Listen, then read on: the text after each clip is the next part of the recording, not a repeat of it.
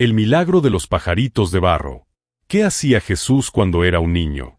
Los evangelios que todos conocemos apenas mencionan un episodio, aquel en que, con 12 años, discutía con los doctores de la ley en el templo de Jerusalén. Pero algunos textos antiguos, conocidos como los evangelios de la infancia, intentaron llenar esos vacíos con relatos sorprendentes. Uno de los más llamativos describe a un pequeño Jesús jugando con barro a la orilla de un río. Como cualquier niño, moldeaba figuras de animales con sus manos. Lo extraordinario es lo que ocurre después. Sopla sobre unas aves de barro y éstas, de pronto, echan a volar como si fueran reales. Un juego infantil convertido en un signo de poder creador. Un niño que no solo imita la vida, sino que la despierta. Pero este relato no fue aceptado en los evangelios oficiales. ¿Por qué? Tal vez porque mostraba a un Jesús demasiado poderoso para ser un niño común, un Mesías que desde la infancia parecía manejar fuerzas divinas. Sin embargo, este milagro de la infancia nos deja una pregunta inquietante. ¿Cómo habría sido crecer al lado de alguien que, incluso jugando, desafiaba las leyes de la naturaleza? Y si aquí vemos a un Jesús niño que da vida con un soplo, el siguiente milagro nos muestra algo todavía más desconcertante, un poder que no solo crea, sino que también corrige con dureza. El milagro del niño que cayó muerto y volvió a la vida. Entre los relatos más extraños de la infancia de Jesús, hay uno que desconcierta a cualquiera. El texto cuenta que, mientras jugaba en el barrio, otro niño lo empujó y lo hizo tropezar. Pero lo que sigue rompe cualquier expectativa. Jesús lo maldice, y el niño cae muerto en ese mismo instante. ¿Puedes imaginar el escándalo en la aldea? Los padres del pequeño, los vecinos, todos mirando al hijo de José y María como a alguien peligroso. Pero la historia no termina ahí. Más adelante, el mismo relato afirma que Jesús revivió al niño. Del enojo al perdón, de la ira a la misericordia.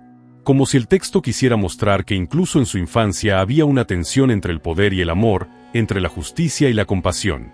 Este pasaje jamás fue aceptado en los evangelios oficiales, quizá porque mostraba un rostro demasiado humano del Mesías.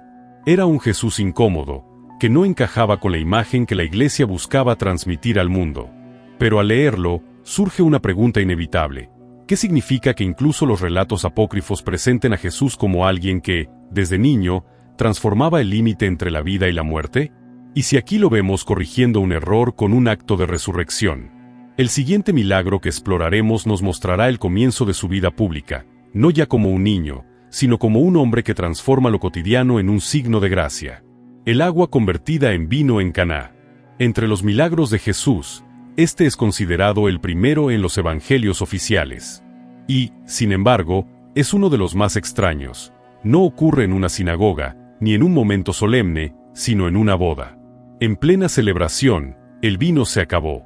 Quedarse sin vino en una boda significaba una vergüenza pública para la familia. Es entonces cuando interviene María. Ella percibe el problema y se lo comunica a Jesús. Su respuesta, enigmática, parece resistirse: mi hora aún no ha llegado.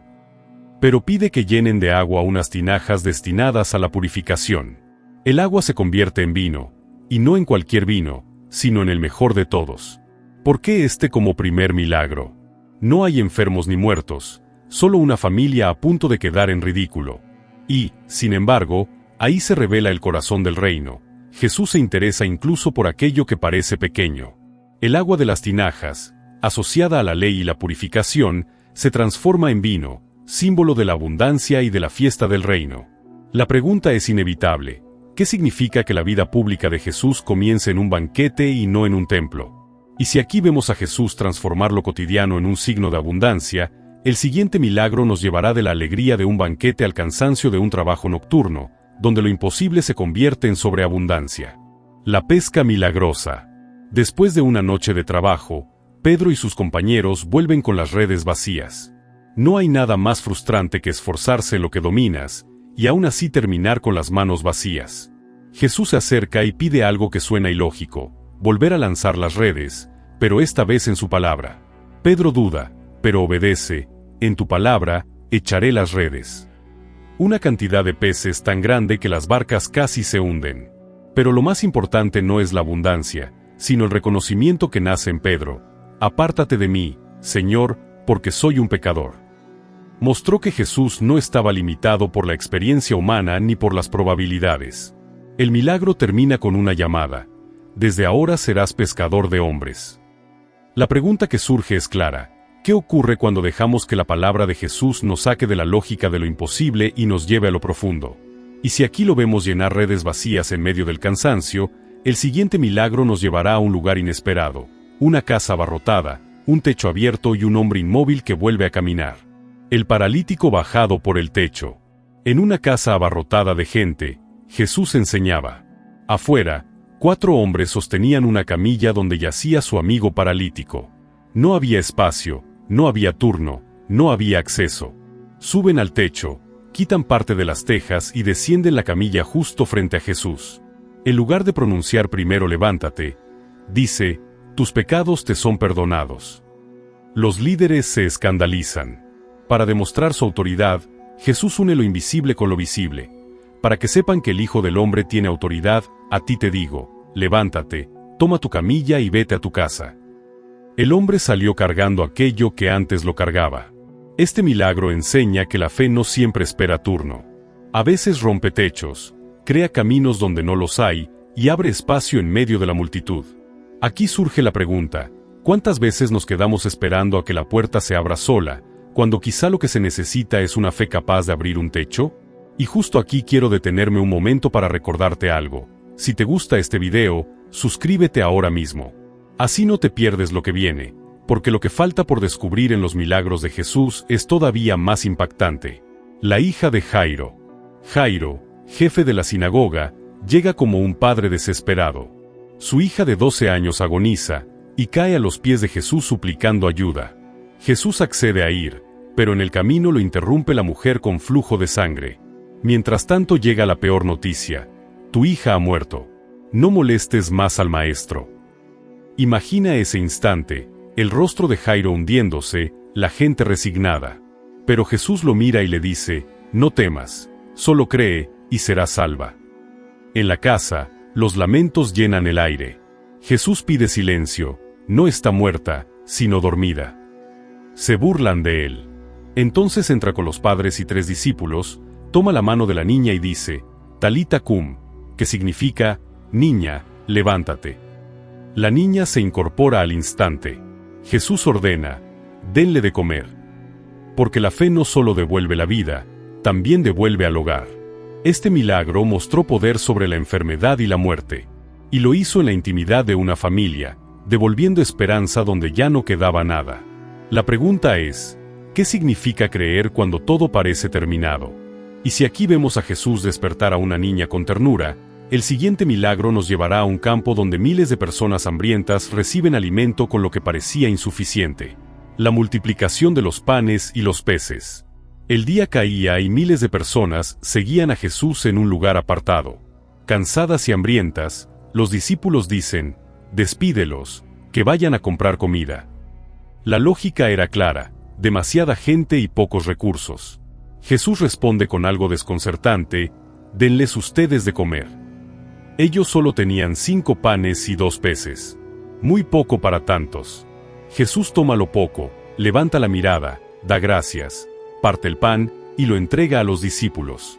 De esas manos sale alimento suficiente para todos. Ese día no solo comen hasta saciarse, incluso sobran 12 canastas. El milagro no fue solo abundancia, sino confianza. Mostró que lo pequeño, cuando se entrega, se multiplica. La bendición pasó por las manos de los discípulos, que se convirtieron en servidores de la multitud. El mensaje fue claro: el reino no se mide por la escasez, sino por la generosidad. Y si aquí lo vemos alimentar a multitudes, el siguiente milagro ocurre en la noche, en un lago agitado, donde la voz de Jesús convierte el caos en calma. Jesús calma la tormenta. El lago de Galilea puede cambiar en minutos. Aquella noche, el viento levantó olas que amenazaban con hundir la barca. El agua golpeaba, el miedo dominaba. Lo sorprendente es que Jesús dormía en la popa. Los discípulos lo despertaron y gritaron: Maestro, sálvanos, que perecemos. Jesús se levanta, mira al mar y ordena: silencio, cálmate. De inmediato, el viento cesa y todo queda en calma. El temor cambia de objeto. ya no al mar, sino a aquel a quien incluso las aguas obedecen. Se preguntaban, ¿quién es este? Este milagro mostró que Jesús no solo tiene poder sobre la enfermedad o la necesidad humana, sino también sobre las fuerzas de la naturaleza. El mar, símbolo del caos, se sometió a su voz. La pregunta que queda es, ¿qué hacemos cuando las tormentas parecen hundirnos y Jesús parece dormir? Y si aquí calma el caos del mar, el siguiente milagro nos mostrará cómo devuelve la luz a quien nunca había visto, un ciego de nacimiento que abre los ojos por primera vez. El ciego de nacimiento. En Jerusalén, los discípulos vieron a un hombre ciego desde su nacimiento y preguntaron, «Maestro, ¿quién pecó, él o sus padres, para que naciera así?» En aquel tiempo se pensaba que la enfermedad era consecuencia de culpa. Jesús responde, «Ni él pecó, ni sus padres, es para que las obras de Dios se manifiesten en él». Con esto cambia el enfoque, no buscar culpables, sino revelar la luz. Jesús escupe en tierra, hace barro con la saliva, lo unta en los ojos del ciego y le dice, «Ve y lávate en el estanque de Siloé». El hombre obedece, y al hacerlo, ve por primera vez en su vida. La conmoción fue inmediata. Algunos no lo reconocían, otros dudaban, y los líderes se indignaron porque era sábado. El signo de la luz se convirtió en motivo de conflicto. Este milagro es simbólico, no solo abre ojos, también conciencias. Algunos recobraron la vista física, pero otros, con ojos sanos, permanecieron ciegos en el corazón. La pregunta es clara, ¿qué tan dispuestos estamos a dejar que Jesús ponga barro en nuestros ojos y nos envíe a un lugar donde podamos ver lo que nunca habíamos visto? Ahora bien, el siguiente milagro nos llevará al signo más estremecedor de todos, cuando Jesús llama a un muerto por su nombre y lo trae de vuelta a la vida. La resurrección de Lázaro. Betania estaba de luto. Lázaro, amigo cercano de Jesús, llevaba 4 días muerto. Marta y María lo esperaban con dolor y reproche. «Señor, si hubieras estado aquí, mi hermano no habría muerto». Jesús no responde con teorías. El texto dice algo desconcertante: Jesús lloró. El Hijo de Dios frente a la tumba, compartiendo el mismo llanto humano ante la muerte. Entonces pide quitar la piedra. Marta advierte, «Señor, ya huele mal». Pero Jesús insiste, «¿No te dije que, si crees, verás la gloria de Dios?» Con voz fuerte clama, «Lázaro, sal fuera». El muerto sale todavía atado y Jesús ordena, «Quiten sus ataduras y déjenlo caminar». Este milagro mostró poder no solo sobre la enfermedad, sino sobre la muerte misma.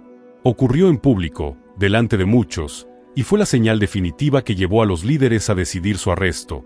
Un hombre que podía devolver la vida era demasiado peligroso.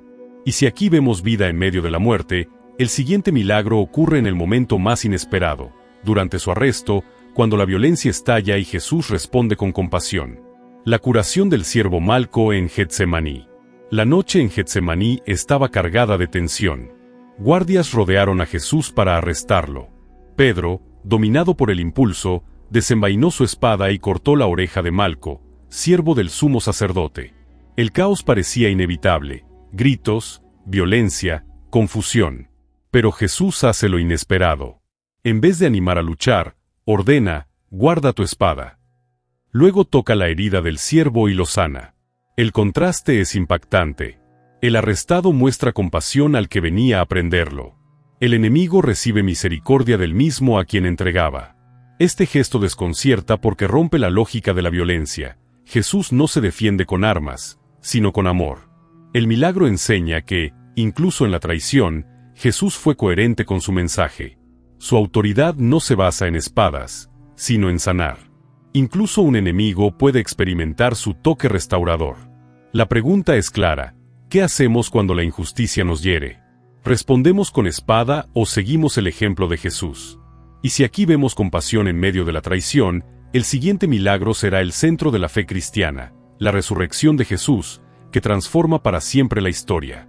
La resurrección de Jesús. El viernes terminó con una tumba sellada y los discípulos escondidos por miedo. Parecía el final. Pero al tercer día, al amanecer, mujeres que iban a ungir el cuerpo hallaron la piedra removida y el sepulcro vacío. Un ángel les anunció: «No está aquí, ha resucitado». Luego Jesús mismo se apareció, primero a María Magdalena, después a los discípulos y más tarde a muchos más. Ya no como un recuerdo, sino vivo, mostrando sus heridas, comiendo con ellos y enviándoles paz. Este milagro no fue un signo más. Fue la victoria definitiva sobre la muerte. Todos los demás habían sido señales, curaciones, multiplicaciones, liberaciones. Pero este lo superaba, porque el mismo autor de la vida atravesó la muerte y regresó. La resurrección no solo confirmó quién era Jesús, también inauguró una nueva realidad: la muerte perdió su poder. Por eso los discípulos, antes temerosos, se convirtieron en testigos valientes que llevaron el mensaje hasta los confines del mundo. La pregunta que nos deja es clara: ¿qué significa vivir sabiendo que la muerte ya no tiene la última palabra? Después de recorrer estos milagros, desde los relatos apócrifos de la infancia hasta la resurrección, queda claro que no son trucos aislados, sino señales. Cada uno revela un aspecto del corazón de Jesús: protector, sanador, proveedor, liberador, vencedor de la muerte. Los milagros nos invitan a mirar más allá de lo extraordinario y a descubrir lo esencial: un Dios que entra en lo cotidiano para transformarlo. Y aquí quiero invitarte: si te gustó este video, suscríbete ahora mismo. Así no te pierdes los próximos contenidos donde seguiremos explorando juntos los misterios más profundos de la fe.